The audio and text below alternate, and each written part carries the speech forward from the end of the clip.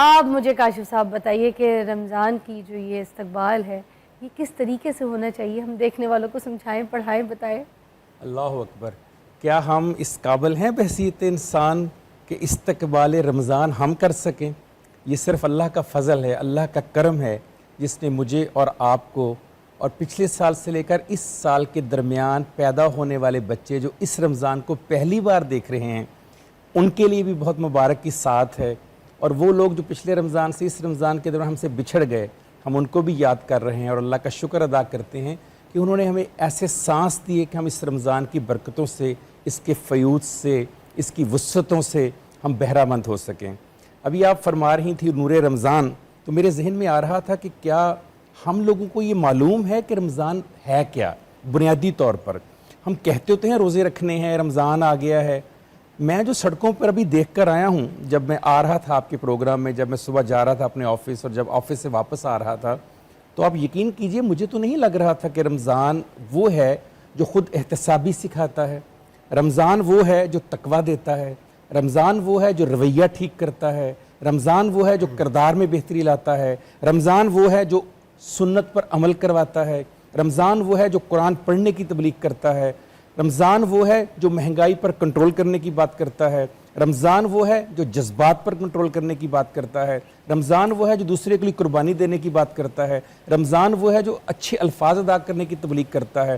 وہ والا کہاں ہے رمضان جو ہم نے سنا، پڑھا اور جس پر عمل کرنا چاہیے تھا؟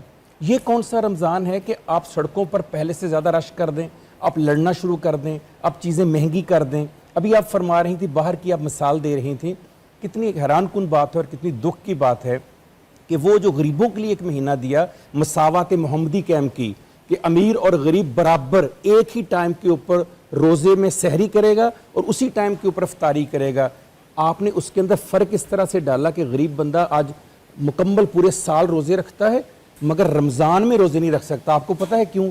وہ افورڈ ہی نہیں کرتا اس روزوں کو، آپ نے اتنی مہنگائی کر دی ہوئی ہے۔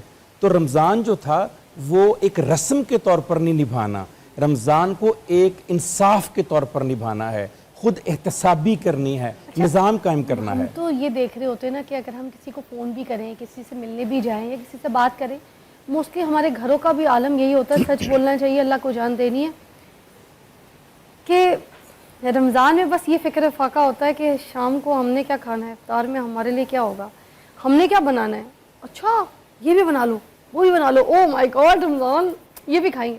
مگر ہمیں کسی اور کا فکر و فاقہ نہیں ہوتا، ہمیں نہیں پتہ ہمارے نیبر میں وہ جو بزرگ مسجد جاتا ہے نماز پڑھنے کے لیے، اس کی جو بیٹی ہے وہ کہیں بیٹھی بھی تو نہیں ہے، بیائی ہے کہ نہیں بیائی ہے، کیا پتہ اس کے پاس پیسے نہیں ہیں جو بیاہ نہیں سکتا، کیا پتہ اس کے پاس افطار کو کھانے کو کچھ ہے کہ نہیں، کیا پتہ اس بائیں طرف نیبر نے جو ہے اپنے بچے کی اسکول کی فیس دی ہے کہ نہیں دی ہے، یا پھر ہمارے ارد گرد کے لوگ، جتنے لوگ، میں کہتی ہوں جتنے بھی انگلیوں میں گن لے کے جتنے ہم لوگوں کو جانتے ہیں، کیا ہم کبھی ایک بار ان کے بارے میں سوچ کے کبھی ان کا فون ملا کے ان کو دیکھتے ہیں کہ او فلانی بندہ میرے پاس کام کرتا تھا، وہ ڈرائیور تھا، میرے پاس چلا تو گیا ہے مگر پتہ نہیں اس کی اب روزی روٹی، اس کے پاس رزق ہے، اس کو فون کر کے پوچھوں یار کچھ چاہیے؟ یہ پوچھتے میں ڈرتے کیوں ہیں ہم؟ فضا، پہلی بات تو یہ ہے کہ جو اللہ کے کرنے کے کام تھے نعوذ باللہ وہ ہم نے کرنے شروع کر دیے۔ انسان تقوی میں کون اچھا ہے، نیکی میں کون اچھا ہے، بڑائی میں کون اچھا ہے، اللہ کے قریب کون ہے، یہ اللہ کے کرنے کے کام تھے۔ انسانوں کے کرنے کے وہی کام تھے جو آپ فرما رہی ہیں۔ میرا تو کام یہ تھا میں پوچھوں ڈاکٹر صاحبہ آپ تھکی تو نہیں ہیں، ڈاکٹر صاحبہ میں آپ کو دوائی لا دوں، بہن میں آپ کو پانی پلا دوں، کسی کا ہاتھ پکڑ لوں، کسی کی مدد کر دوں، کسی کے سر کے اوپر پیار سے ہاتھ، کسی کی بات ہی سن لوں، کسی کا دکھ سن لوں، شیئر کر لوں۔ یہ انسانوں کے کرنے کا، ہم نے انسانوں کے کرنے کے کام سائڈ پہ رکھ دیے اور جو اللہ کی کرنے کے کام تھے نعوذ باللہ وہ اپنے ہاتھ میں رکھنا شروع کر دیے۔ سوال یہ پیدا ہوتا ہے رمضان اللہ نے دیا کیوں؟ ابھی آپ نے قرآن مجید کی ایک آیت سورہ بقرہ کی آیت نمبر 183 کی آپ نے بات کی، جس میں اللہ تعالیٰ فرما رہے تھے کہ تم پر روزے فرض کیے گئے ہیں جیسے کہ تم سے پہلی امتوں پر۔ اس کا مطلب ہے روزے تو پہلے بھی تھے، اسلام سے پہلے بھی تھے، مگر آگے اسی آیت کے اندر ایک دوسرا حصہ ہے تاکہ تم تقوی اختیار کرو۔ ہمارے روزے تقوی والے ہونے چاہیے تھے۔ وہ تقوی کا مطلب کیا ہے ذرا وہ بھی دیکھتے ہیں نا کہ تقوی کہتے کس کو ہیں۔ اللہ تعالیٰ قرآن میں کہتے ہیں قُلْ إِن كُنتُمْ تُحِبُّونَ اللَّهَ فَاتَّبِعُونِي يُحْبِبْكُمُ اللَّهُ، اے نبی ان لوگوں سے کہہ دو اگر انہیں میری محبت کا دعویٰ ہے تو تیری اتباع کریں، تیرے پیچھے چلیں، تیری سنت پر عمل کریں۔ اس سنت پہ عمل کرنے کا مطلب کیا تھا اس کا مطلب بھوک اور پیاس نہیں تھا فضا. روزے میں سب سے کمزور ترین چیز جو ہوتی ہے وہ بھوک اور پیاس ہوتی ہے. جو سب سے اعلیٰ چیز ہوتی ہے وہ آپ کی زبان ہوتی ہے, وہ آپ کی نیت ہوتی ہے, وہ آپ کی سیرت ہوتی ہے, وہ آپ کا کردار ہوتا ہے. اس کا روزہ کہاں گیا؟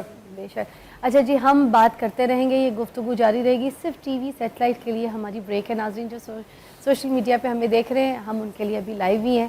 ہماری ڈسکشن بھی چلتی رہے گی, ہمارے ساتھ رہیے گا. یہ فضا میں جو آپ سے بات کر رہا تھا کہ تقوی کے لیے ہمیں روزے ہے کہ اللہ تعالیٰ نے قرآن مجید میں واحد یہ رمضان یا روزے ہیں جن کے بارے میں بڑی خوبصورت بات کی. سنیے کیا کہا. اللہ نے کہا کہ اے ایمان والو, باقی جتنے تم کام کرتے ہو اس کا صلہ یا اس کا انعام تمہیں اس کے مطابق ملے گا. ایک کام واحد رمضان روزے ہیں جس کا میرے لیے رکھے جائیں گے اور اس کا بدلہ میں ادا کروں گا. یعنی جو میں روزہ رکھ رہا ہوں فضا, وہ اپنے لیے نہیں رکھ رہا. پلیز اس بات کو سمجھنے کی ضرورت ہے. یہ جو میں کہتا ہوں نا جی, میں نے روٹی نہیں کھائی, میں نے پانی نہیں پیا, میں صبح سے بھوکا ہوں, بھائی میں اپنے لیے تو رکھ ہی نہیں رہا. اللہ کہتا ہے یہ تم جو کام کر رہے ہو میرے لیے کر رہے ہو. تو کیا اللہ میری بھوک اور پیاس کا نعوذ باللہ محتاج ہے؟ اللہ چاہ رہا ہے کہ میں بھوکا رہوں. اللہ تو مجھے رزق دینے والا ہے, پروردگار ہے میرا, وہ مجھے کیوں بھوکا رکھے گا؟ اللہ چاہتا ہے کہ جن کاموں سے میں نے منع کیا ہے وہ کام چھوڑ دوں, جن کاموں کی میں نے حکم دیا ہے اس کو میں ڈبل اور ٹرپل کر دوں, اور جو سیرت میں نے دی ہے نبی کے روپ میں اس کو میں ادا کرنا شروع کر دوں. اور جو اہل بیت کی سیرت ہے, جو صحابہ کرام کی سیرت ہے, جو اعلیٰ ترین اللہ کے قریب ترین لوگوں کی, اس کو اپنی زینت بنا لوں. وہ میں نے کہیں دور پھینک دی ہے. کسی نے حضرت جنید بغدادی رحمۃ اللہ علیہ سے پوچھا اور کیا خوبصورت جواب دیا. پوچھا, جنید یہ بتاؤ رمضان کیسے گزارا جائے؟ حضرت جنید بغدادی کا جواب سنیے. اس نے کہا, بیٹے رمضان ایسے گزارو جیسے زندگی کا آخری رمضان ہے, پتہ نہیں اگلا سانس آنا ہے کہ نہیں آنا ہے. تو مجھے بتائیے, کیا آج میں اور آپ یا ہم جتنے رمضان کے روزے رکھنے کی باتیں کر رہے ہیں, کیا ہم اس طرح سے رمضان یہ گزار رہے ہیں کہ آخری رمضان؟ یہ بات اچھی ایڈ کی ہے, میں اس کو دوبارہ دہرانا چاہوں گی. اچھی لگی, بہت ہی اچھی لگی بات, دل کو لگی کہ واقعی کہ ہر انسان یہ سوچ لے کہ نبیہ سننے والی بات ہے یار, بہت اچھی لگی کہ ہم یہ سوچیں, امیجن کریں کہ یہ رمضان جو ہے ہمارا آخری رمضان ہے, اس کے بعد ہمیں نصیب نہیں ہوگا. اگر یہ سوچ کے اگر یہ آخری رمضان سیلیبریٹ کریں اور ہم وہ کام کریں جو نہیں کیا کبھی, تو کتنی چیزوں سے بچ جائیں گے, پرہیز ہو جائے گی. اور ہم واقعی وہ جو بات کہہ رہے ہیں نا کہ یہ روزے تو اللہ کے لیے رکھے ہیں, ہم اپنے لیے تو رکھے نہیں, اپنے لیے تو بھوکے ہی نہیں ہیں. بہت یہ یوتھ کے لیے سننے والی بات ہے, بہت اعلیٰ.